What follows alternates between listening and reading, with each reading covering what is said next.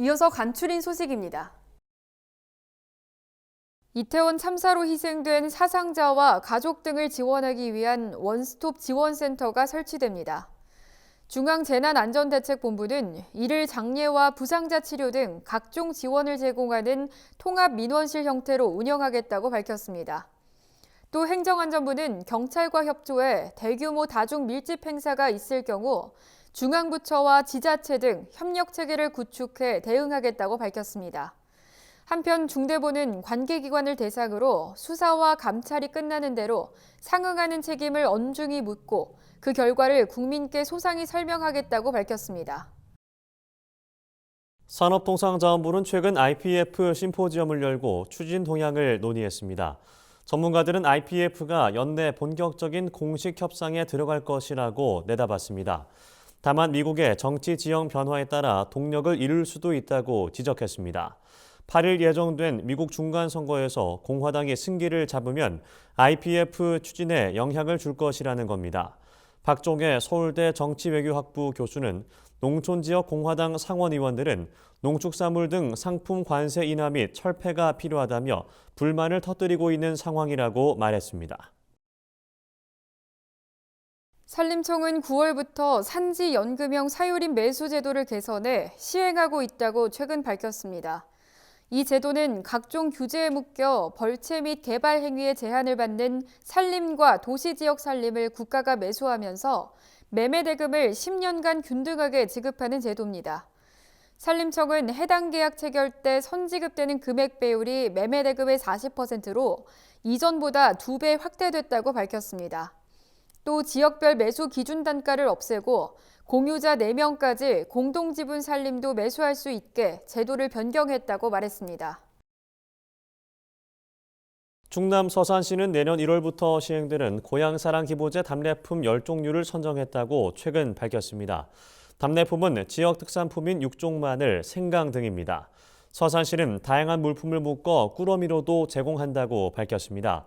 서산시는 고향사랑 기부자에게 제공할 답례품을 선정하기 위해 40여 개 물품을 추천받았습니다. 이를 두고 지역 대표성과 특수성, 기부 유인 효과 등을 평가해 10종류를 선정했다고 설명했습니다. 행정안전부는 재난 발생이 우려되는 시설 정비와 태풍 피해 시설 복구를 위해 특별교부세 696억 원을 지자체에 지원한다고 밝혔습니다. 이 가운데 210억 원은 정비가 필요한 교량이나 낙석 발생 우려가 있는 도로 경사지, 집중호우에 붕괴 우려가 있는 노후 저수지 등 긴급 보수와 보강이 필요한 시설 47곳 정비에 사용됩니다. 또 나머지 486억 원은 태풍 흰남노로 인한 피해 시설 복구에 지원됩니다. 이상민 행안부 장관은 이번 특별교부세 지원으로 재난 안전 위험 요인이 신속히 해소되기를 기대한다고 말했습니다. 제주도의회는 최근 열린 임시회 본회의에서 농업용 전기요금 인하를 촉구하는 건의안을 채택했습니다. 국제유가와 액화 천연가스 가격이 급등하는 가운데 정부가 전기요금 인상안을 검토하고 있는 데 따른 조치입니다. 도의회는 건의안을 통해 과도한 농업용 전기요금 인상으로 1차 산업인 농수축 산업이 경영 위기에 놓여 있다며 계약종별 전기요금 인상에 대한 전면 재조정이 필요하다고 밝혔습니다. 도의회는 이번 건의안을 대통령실과 국회, 각 정당 대표 등에 전달할 계획입니다. 충북 증평군은 7일부터 농가당 50만 원의 농업인 공익수당을 지급합니다. 증평군에 3년 이상 거주하고 농업 경영체에 등록된 농업인 1,470명을 대상으로 총 7억 3,500만 원을 증평사랑 으뜸 상품권으로 지급합니다. 다만 지난해 농업의 종합소득이 2,900만 원 이상인 농가와 5년 미만 귀농인, 공무원, 군인, 사학연금 수급자 등은 지급 대상에서 제외됩니다. 농업인 공익수당은 읍면사무소에서 순차적으로 지급받을 수 있으며 지역 내 증평사랑 으뜸 상품권 가맹점에서만 사용할 수 있습니다. 산림청이 소나무 재선충병 피해목을 에너지 자원으로 활용한다고 최근 밝혔습니다.